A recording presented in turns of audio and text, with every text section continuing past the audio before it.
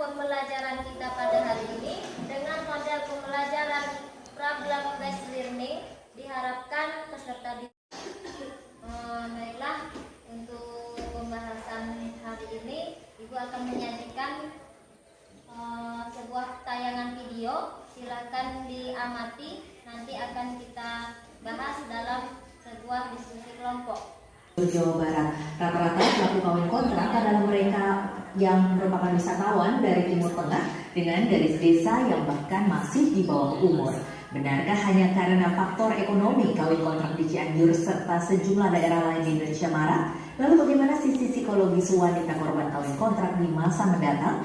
Selengkapnya kami hadirkan dalam dialog Nusantara Petang berikut ini.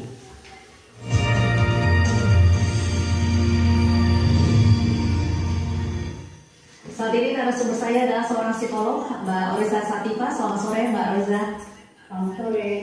Ya, Mbak Oriza, ini kawin kontrak biasanya memang banyak marak nih kalau sudah mendekati musim haji gitu ya. Nah, ini bagaimana Anda melihat hal ini? Ya, singkatnya Mbak Tasya, kalau saya sebagai psikolog sebenarnya menyayangkan adanya fenomena ini terjadi di masyarakat kita, gitu ya, khususnya adalah di wilayah Cianjur ini ya, dan mungkin wilayah-wilayah lain di Jawa Barat itu bisa terjadi. Hanya karena ada gelombang-gelombang dari para wisatawan asing yang datang ke Indonesia, tapi demi untuk seolah-olah melegalkan sebuah hubungan secara agama, lalu mereka melakukan kawin kontrak. Kita sebetulnya sangat sayangkan karena ini jelas berdampak kepada banyak faktor. Misalnya yang jelas kalau kita bicara dari sisi psikologi itu akan hancurnya nilai-nilai hidup atau kita sudah memperhatikan tayangan video. Nah, terdapat di sana permasalahannya yaitu lagi maraknya pernikahan kontrak yang berkaitan dengan materi kita pada hari ini. Nah, silakan dibagi kelompok menjadi 3 kelompok. Berbalik aja, balik ke belakang. Kita bagi kelompok.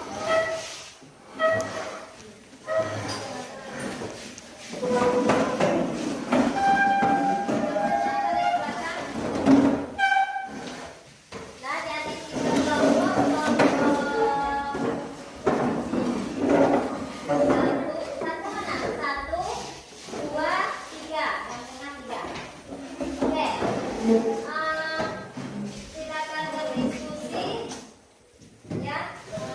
Ibu beri waktu 15 menit untuk berdiskusi.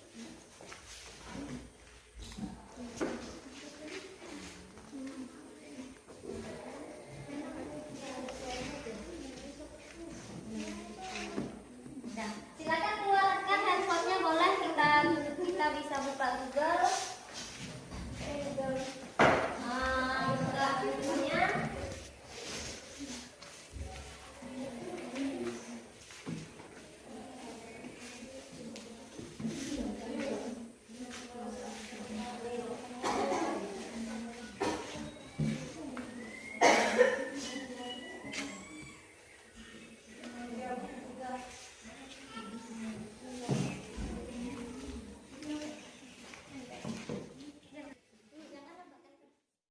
Waktu diskusinya sudah habis, jadi kita mulai mempresentasikan hasil diskusinya. Untuk KW kontrak kelompok 1, bagaimana tanggapannya? Menurut kelompok kami, kawin kontrak merupakan perkawinan yang tidak sah dan tidak mempunyai kekuatan hukum karena sangat bertentangan dengan pasal 1 ayat 2 Undang-Undang Nomor 1 Tahun 1974 dan melanggar asas hukum perjanjian sebagaimana yang diatur dalam KUHP Perdata. Oke. Itu kawin kontrak menurut kelompok 1. Kelompok 2 bagaimana? Kelompok 2 kawin kontraknya. Kelompok 2, kawin kontrak disebut juga dengan nikah mut'ah, yang artinya pernikahan yang dibatasi untuk jangka waktu tertentu, baik waktu yang lama ataupun waktu yang singkat. Oke, ada yang mengerti dari 2 kelompok tadi?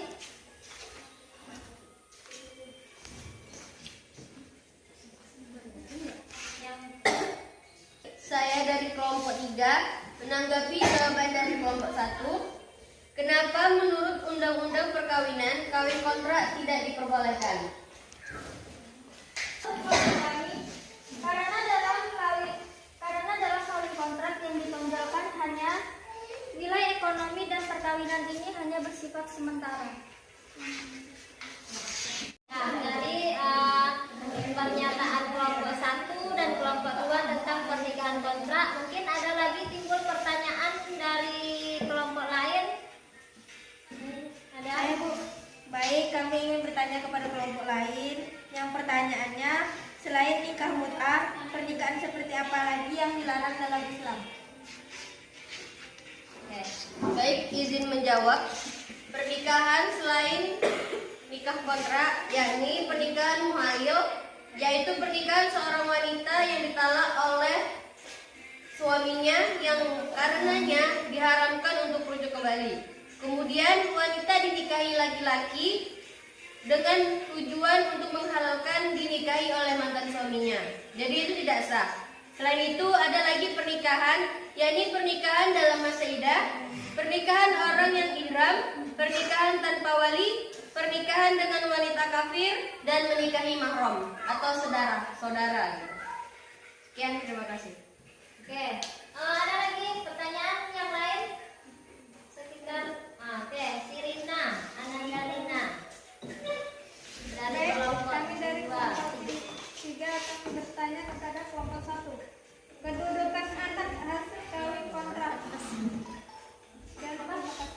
pertanyaannya? Kedudukan anak? Anak hasil kawin kontrak. Oke, pertanyaan yang bagus. Bagaimana kedudukan anak dari hasil kawin kontrak? Siapa yang jawab? Ya, kelompok 2. Baiklah, pertanyaan dari kelompok 1. Status anak yang dilahirkan dari kawin kontrak sama dengan anak yang lahir di luar nikah, karena dia tidak memiliki hak seperti yang dimiliki anak sah lainnya.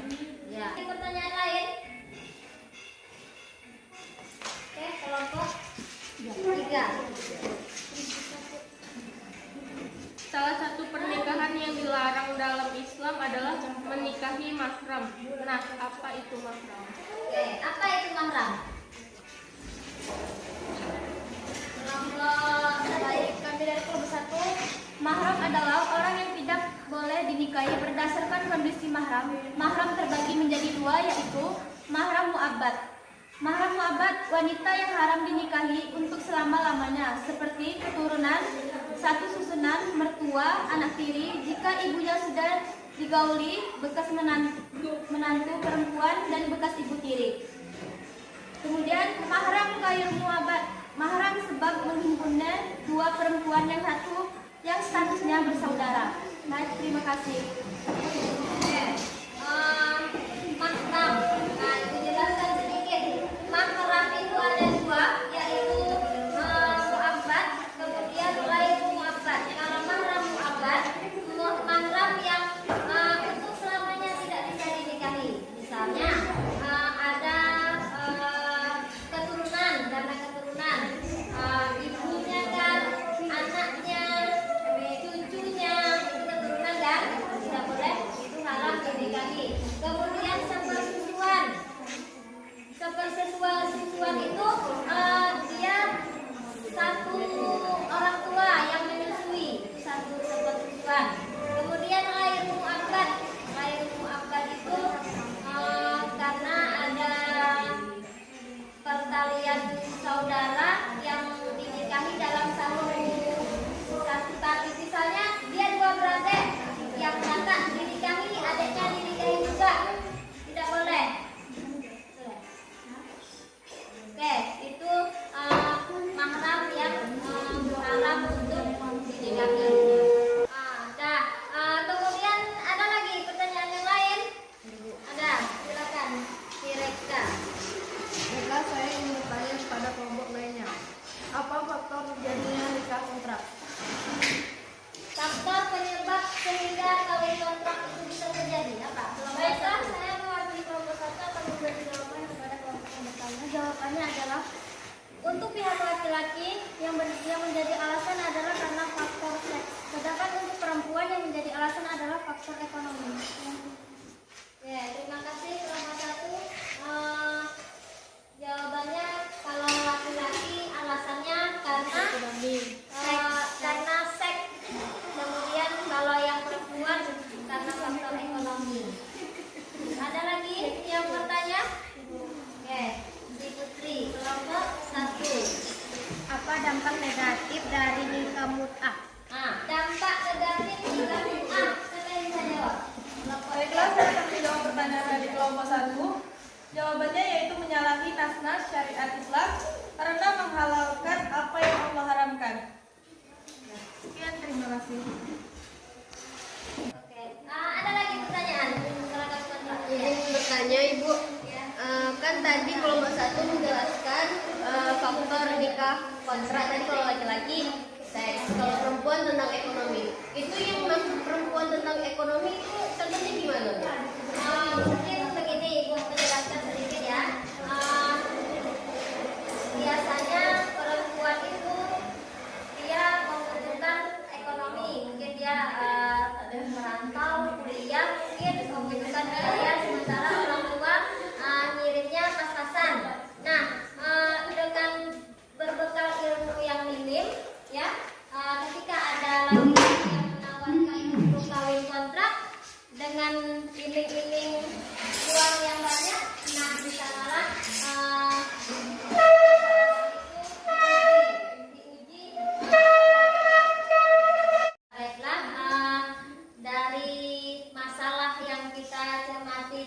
dari hasil video yang kita amati tentang pernikahan kontrak, maka timbullah pertanyaan-pertanyaan dari sekian kawan dari kelompok 1 sampai kelompok 3. Maka dapat disimpulkan bahwa perkawinan kontrak itu dilarang baik dari pandangan Islam maupun undang-undang pernikahan yang ada di negara kita. Jadi sebagai remaja, ya, kita harus tahu bahwa yang namanya kawin kontrak itu harus kita hindari karena itu dilarang. Jadi apapun nanti kedepannya ketika kalian lulus dari sekolah, kalian pergi merantau kah, ketika terjadi yang seperti ini, kalau bisa dihindari. Baik, untuk dari kelompok 1, 2, dan 3 untuk kelompoknya bagus semua, kita hapus dulu. Baik, siapa yang bisa menyimpulkan pertemuan dari kita pada hari ini?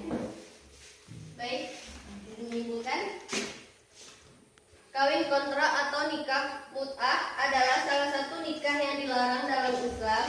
Selain kawin kontrak, ada lagi pernikahan yang dilarang, yaitu pernikahan muhalil, pernikahan dalam masa idah, pernikahan dengan wanita kafir, pernikahan orang yang ihram, dan menikahi seseorang yang mahram. Kawin kontrak merupakan perkawinan yang tidak sah dan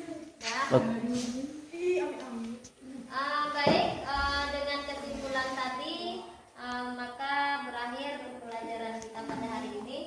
Untuk minggu depan kita masih tentang pernikahan dalam Islam, tetapi masuk tentang hak dan kewajiban suami dan istri. Anak-anak, berhubung waktu kita sudah habis, jadi kita akhiri pembelajaran hari ini dengan mengucapkan